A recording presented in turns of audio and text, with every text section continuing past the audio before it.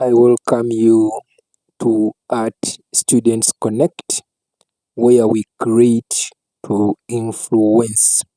This is a platform that brings all together all art students everywhere, irrespective of their level, so long as they are actively engaged with art and design.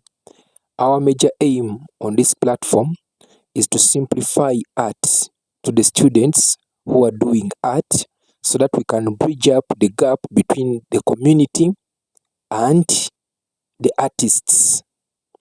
So today, let us go directly to the O-level section.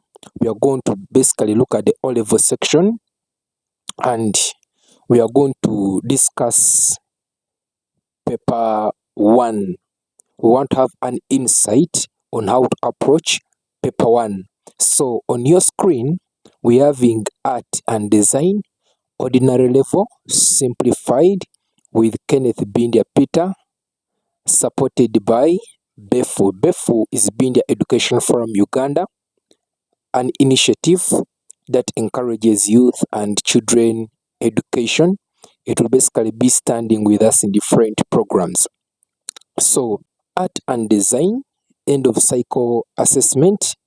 Like I said, we are looking at paper 1. Paper 1 in art, remember art has 2 papers. We have paper 1 and paper 2. But today basically, let me focus on paper 1. In paper 1, that's why we are having art history and studio technology. Basically, this is a theoretical paper. It takes 1 hour and 40 minutes. So this paper consists of 2 sections, section A and B. It has 4 examination items. When I speak about items, in the old curriculum, we could say these are numbers, 4 numbers. However, in each section, we choose only 1 number. Then, in the entire paper, we are choosing 2 examination items. So, when we come to this section, like looking at section A, because remember it has 2 sections. We have section A is for art history and section B is for studio technology. So I want to first focus on the art history part of it. In art history, we're having important areas to take note of as you're seeing them on your screen. The first one is what we call the period. Then the second is the form of artwork. Then the artist who did the work, subject matter, stroke message or story, functionality, stroke purpose, importance or significance, materials and tools used, elements and principles, characteristics or description of the artwork, technique and the style, then the lessons we learn from that work. So when you look at art history, basically, like we are saying art history is the study of art across the world, from the ancient ages to the present ages. Art has gone through different stages of development, and those are what we consider as art periods. From afar off, art has been evolving, art has been transiting, and art has been changing. And when you come to the important aspects or important areas we are having in art, we need to understand that art history aims at an understanding of the origins. Art history, it aims at understanding the origins, meanings, and the purposes of art and artifacts from a wide range of world cultures over different ages. That's why I've been telling you that from the ancient days, that is from the prehistoric age. Because if we are to consider the different periods in art, we have the prehistoric period, and in the prehistoric period, that's why we have the different stages. I will not go in detail because we shall make a teaching about each of these periods. So in the prehistoric age or period. That's why we have the things like the different stages. For example, the Paleolithic stage. Most of us we have heard about the Old Stone Age. That is the Paleolithic stage. Then the Mesolithic. Then the Mesolithic is the Middle Stone Age. Then the Neolithic what stage? That is the New Stone Age.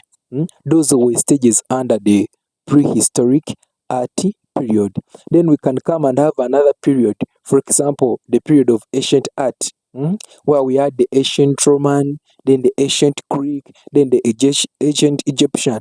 Each of these stages is wide.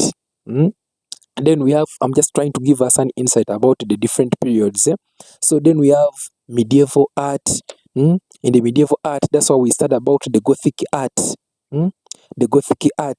So we have with the Renaissance art. Most of us have heard about Mona Lisa, the work of Mona Lisa. The Mona Lisa artwork came in the what? In the Renaissance art. And it is the Renaissance art that birthed artists like Da Vinci. So this is where classical art, and humanism starts coming from, where the human figure started having the things like, for example, proportionality in art. That was more so under the Renaissance art. And then as art was evolving, we had these periods like the Baroque art, that is in the 1600 to the 1750. That's why it was more into drama, since people had already started capturing the human figure. So drama was involved into art. So then we have what we call the neoclassicism. Neoclassicism was basically inspired by classical art, that is from the Renaissance era. And this is where now art took another step, where balance came in. So the principles started having coverage in what? In art.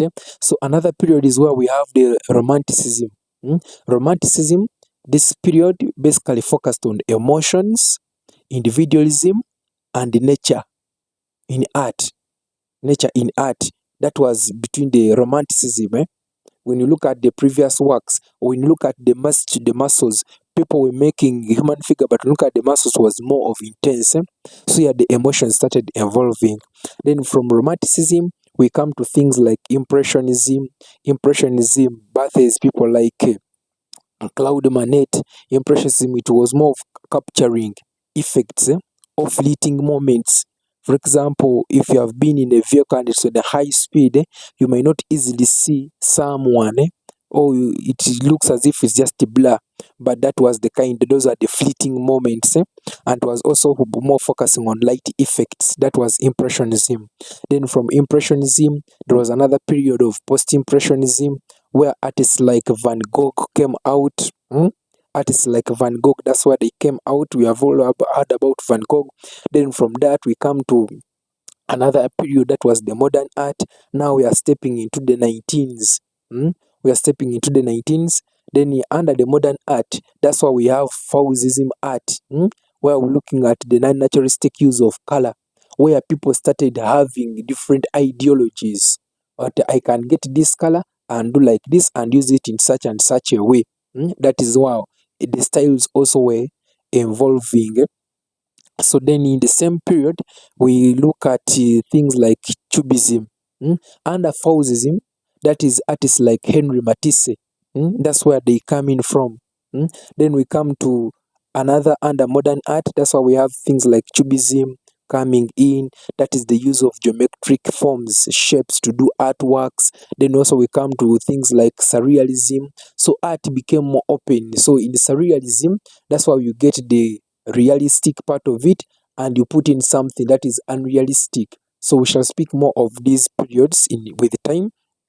Then we come to abstract expressionism, or we can say abstract art.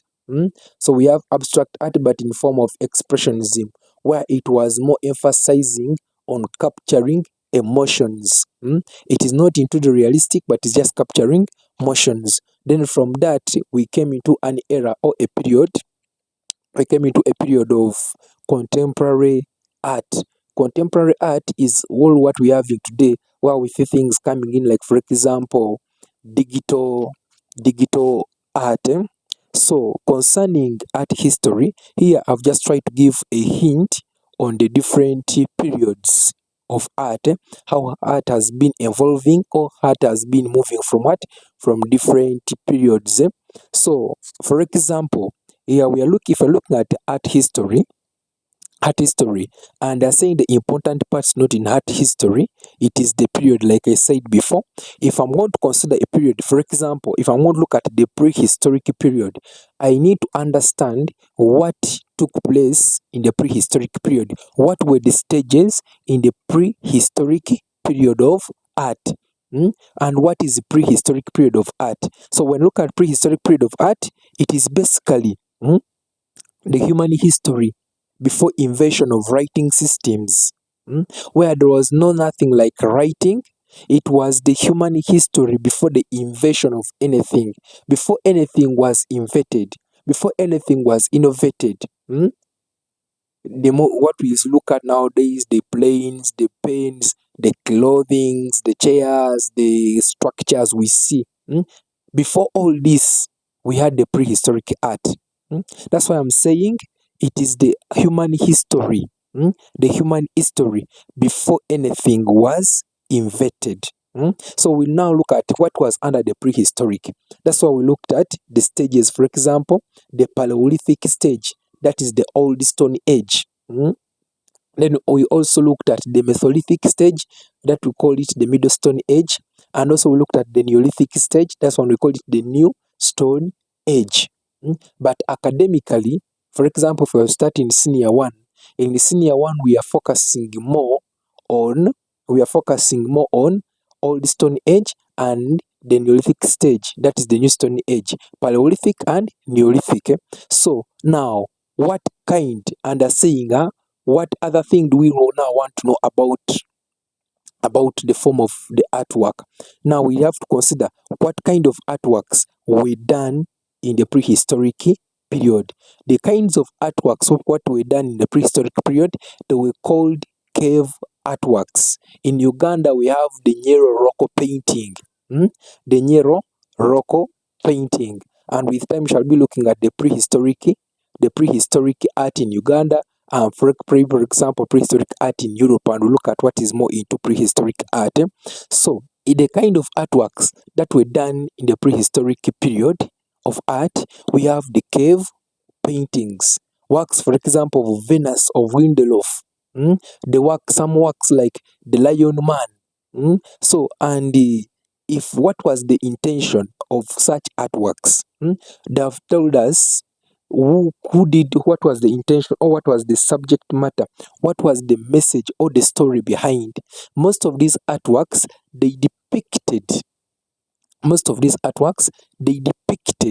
culture, they depicted the rituals people believed in, they depicted religion.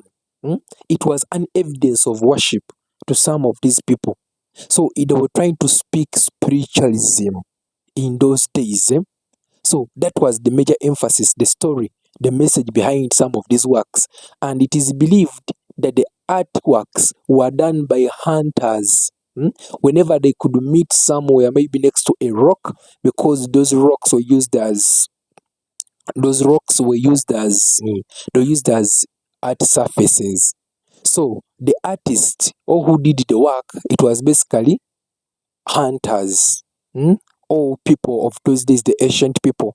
Some people believe that the people who did the artworks were called the shamans. So there is no clear evidence of who did the artworks on the walls.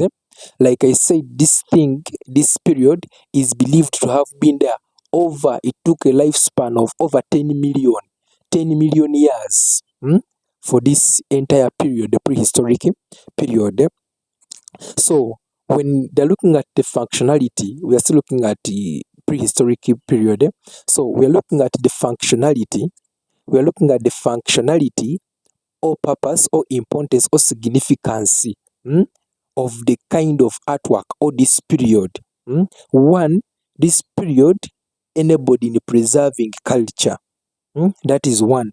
We have spoken about it already. The story, if you are to get the function of something, you look at the message of something.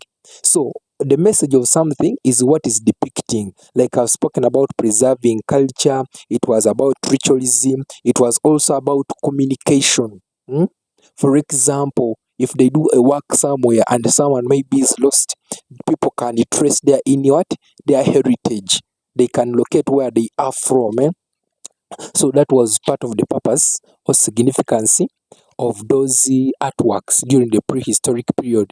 And then we are looking at the materials and the tools used,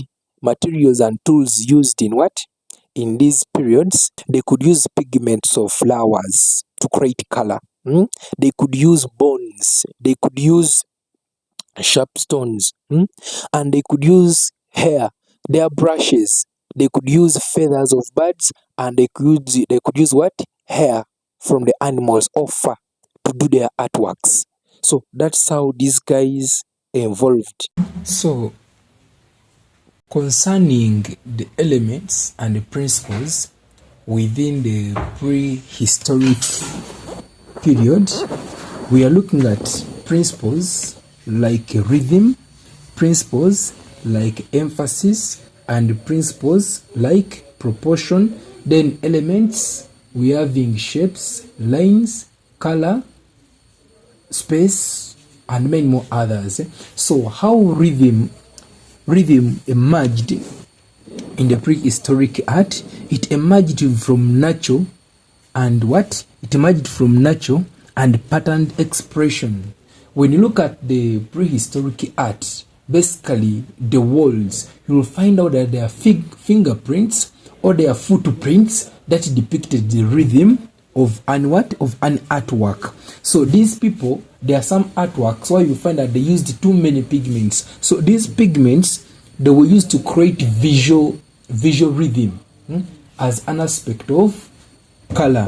In the same way, when you look at the emphasis, where the emphasis was in the prehistoric art, or what we can call the cave art or the rock art, the emphasis was more depiction of animals.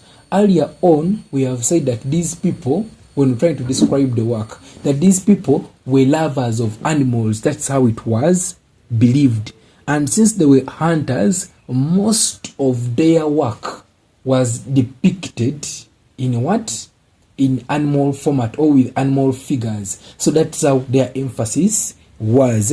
And another thing, I was speaking about the shamanistic beliefs, where we say that the shamanistic are believed to be the ones who were doing the rock art. However, it's not clear. But then another emphasis was put on rituals and spirituality. These people believed that their gods could give them power over the animals they could hunt. So that was an emphasis. Also, they tried what? To depict. We spoke about preserving culture, preserving religion, preserving rituals, and that's why the emphasis was also on that. However, that proportion was not formal. Their proportion was informal.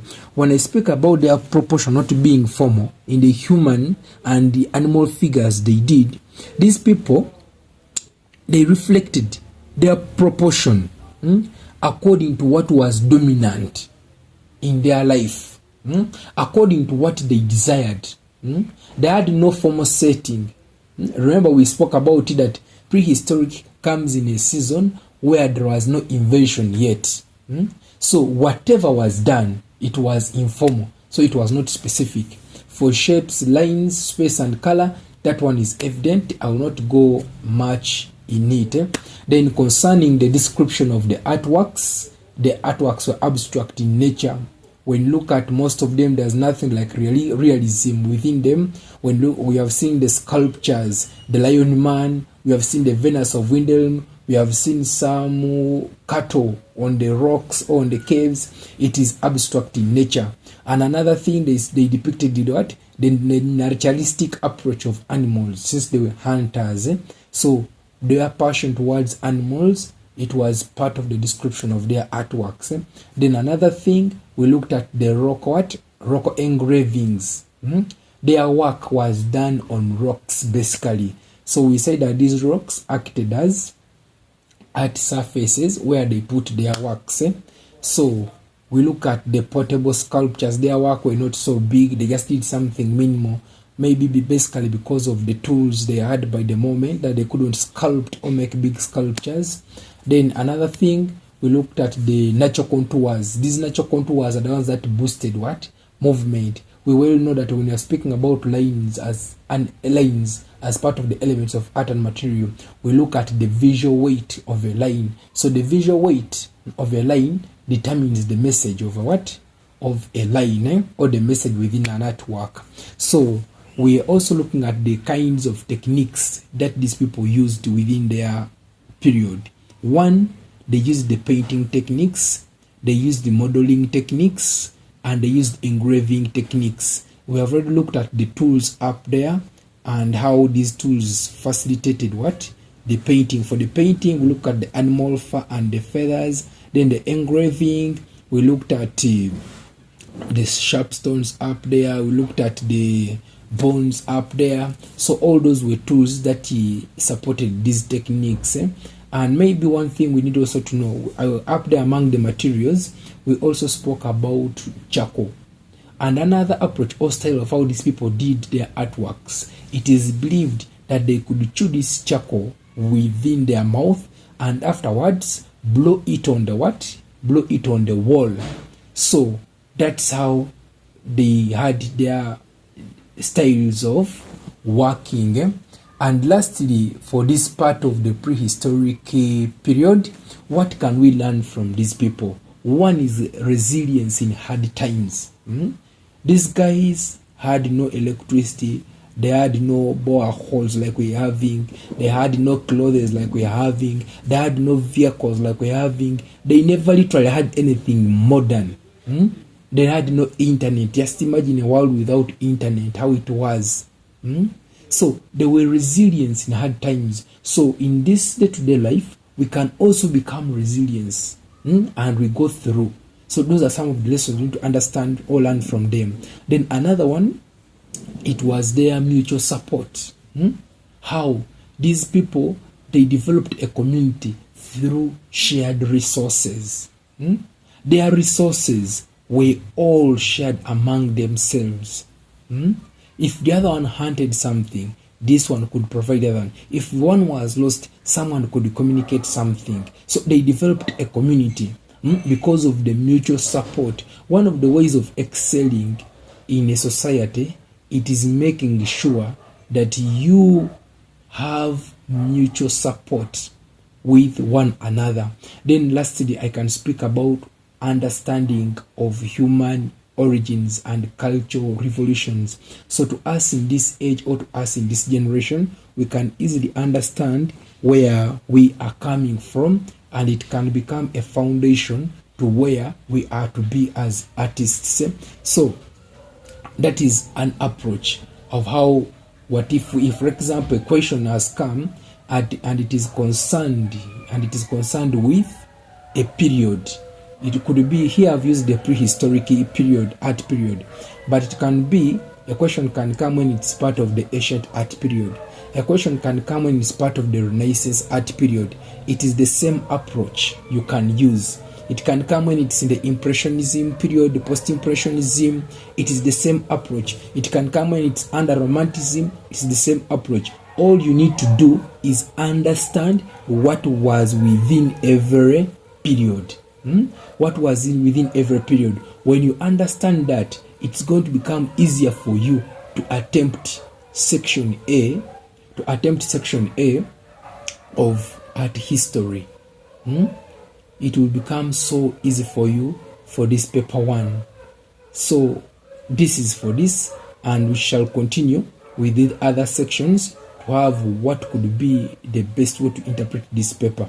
So let us continue with the other remaining part. So since we have already had an insight about what specifically is needed in art history, as we have seen from the period, the artist, the kind of work, the message they're trying to communicate, the tools, the techniques, the lessons we learn from that. So since we have had an insight about that, so what we do as we are trying to interpret this paper, I'm just going to try to be a bit more fast because I've tried to touch the other side.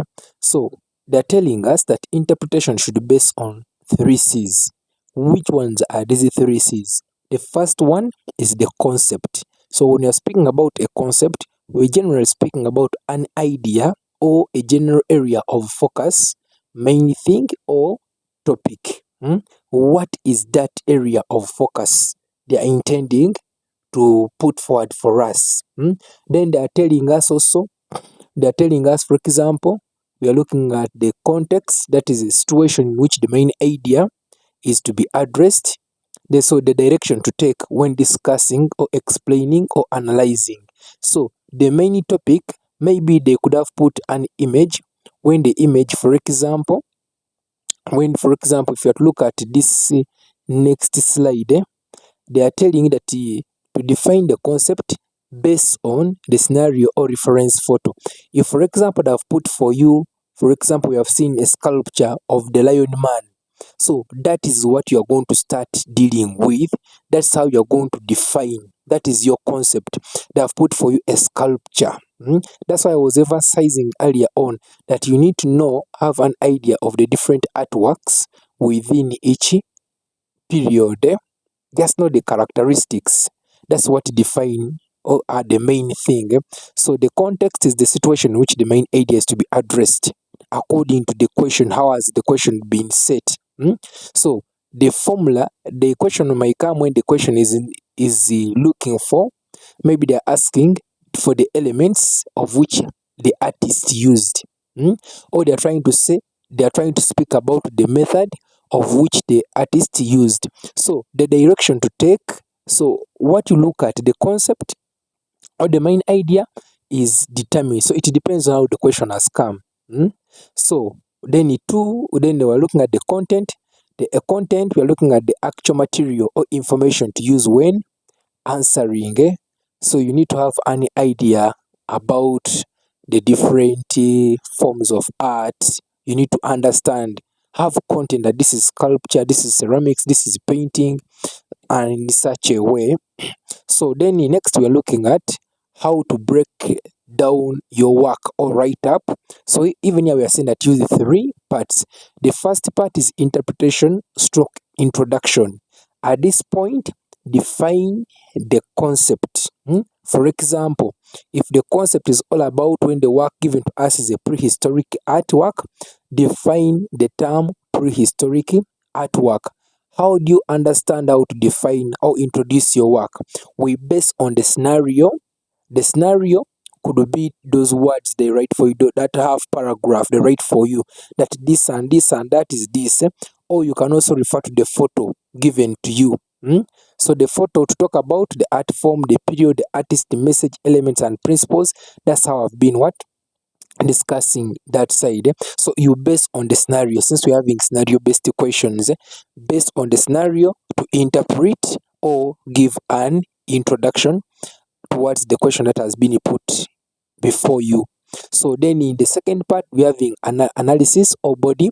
Give your information in line with the concept and context. In line with the concept and context. We spoke and said that the context is a situation in which the main idea is to be addressed. What is the questionnaire asking for? What direction does it want you to take? You take that direction.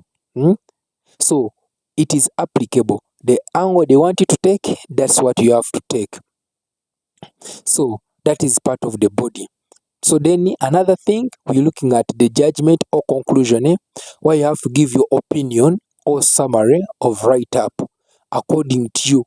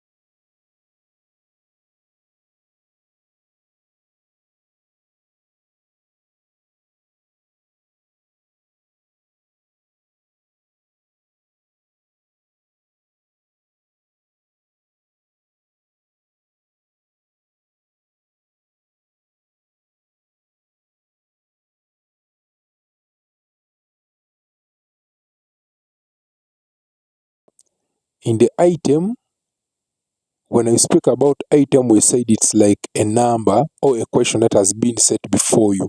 First is the scenario, context, store context or situation. Here we are saying that this is a set of information that a learner needs in order to mobilize his or her knowledge, skills, values to solve a real-life problem, task, or challenge. A scenario. It is a set of information. I've spoken about those paragraphs you have been given, those lines, those sentences you have been given. So, you as an artist, as an art student, that is your foundation of answering. When you rightly interpret what the question says, and then you relate it to the support material that has been given to you, which is a photo, then you'll have a direction of the item or what the question is seeking for. Then lastly, it is a task. A task, it is a set of instructions or action points to be undertaken by the learner. So a task is something you have to relate to. What you have to answer as a student. And that's where your marks will now what? Come from. But after interpreting the scenario and the supporting material. So, for example, here we are having a sample item. That is a scenario. We said it is a context. It is a context or situation. The Uganda National Roads Authority recently started constructing a road in one of the remote areas of the country. During the excavation, they discovered a big stone with some artwork on it, as shown in the image below. The road engineers have picked interest in the big stone and are searching for information concerning the artwork. Are you seeing that? So, before us, we're having a set information. The set information is that the Uganda National Roads Authority started some constructing of a certain road in a remote area of the country. And on that, they found out, excavating is like they found out as they were digging, they found out a very big stone with some artwork on it. And the image is down. So this one is a scenario, or the set information before us. Then the image below is the support what? Material. Then the question goes on. The road engineers have picked interest in the big stone and are searching for information concerning the artwork. So that is what is on ground. But then the support material is there. We are looking at reference image. So that is our support material. Then the task is, as an art historian, create a write-up giving information about the artwork and its significance to the community. They are asking for a write-up. When they ask about a write-up, what is that you know about that artwork? What is that you would love to tell these engineers who are seeking out for information, who have got interest in this artwork? So that is your task. That is your task. So our response to the task now is this. We spoke about interpretation as the first. You have to recognize the image as a prehistoric painting. Before you define an artwork, first recognize it. First recognize it. It takes us back to what we have been discussing earlier on when I was speaking about the prehistoric art.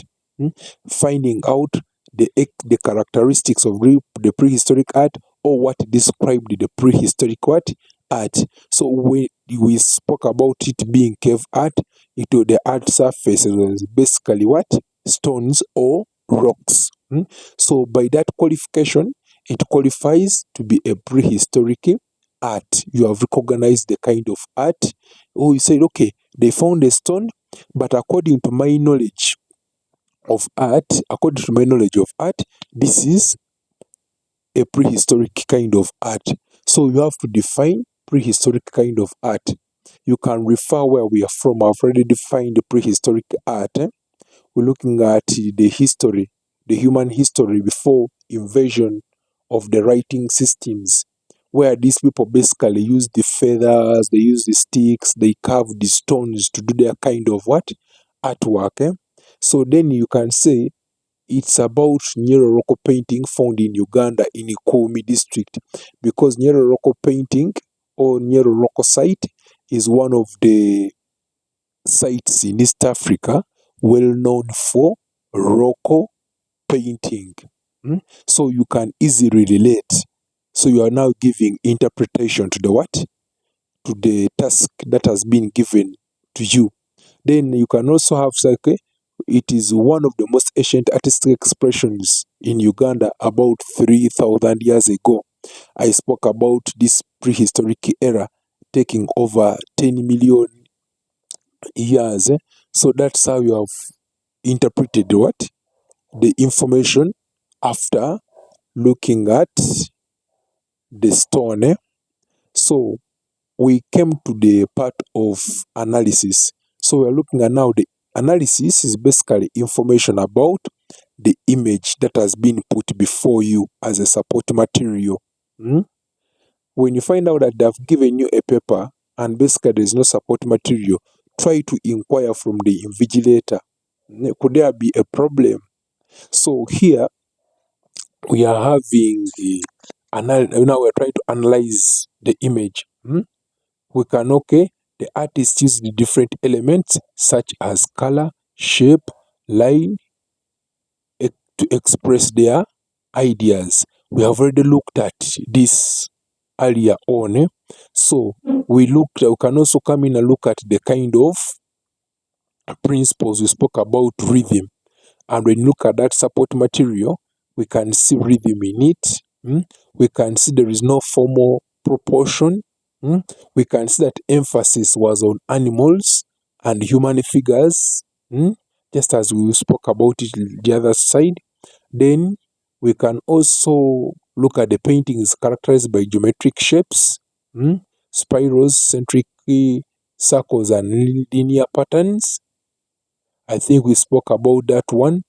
That one of the things that made the prehistoric art, it was in abstract format, and it's also here the composition is abstract in nature. So then also we're having another one, the painting features red pigments made from natural minerals. I think we spoke about pigments also. So then the rocks were used as painting surfaces using sticks and fingers as tools. When you check to our table, every information about the image is here. Then the subject matter is about hunting. Hunting was a culture of the ancient people, basically the shamanistic people. And we have also spoken about that they did this kind of works to preserve or to communicate to other hunters. So we also spoke about this one. The purpose mostly was likely spiritual and ritualistic. We have spoken about this one, the shamanistic spiritual beliefs, where people believed that what? That their gods could give them power over animals. Then we're having a flat composition, no depth, form, or perspective. I think we also looked at that. Then significance to the community. Lessons we can learn from this basically. And here we are saying that it gives information about the ancient inhabitants' lifestyle. Then it is used for study purposes, as we are studying about it today. We spoke about understanding the origins and cultural revolutions, where we are coming from and where the world is going, that this one can become a foundation. So Another one is a source of revenue through tourism. We have some local artwork in Kigungu, Entebbe. We have some rock artwork that is in Nyeri local painting, the Nyeri local site. So it is a source of revenue. Tourists go there, schools go there, and there is some money paid beyond just study purposes, but also there is exchange, exchange of finances. Then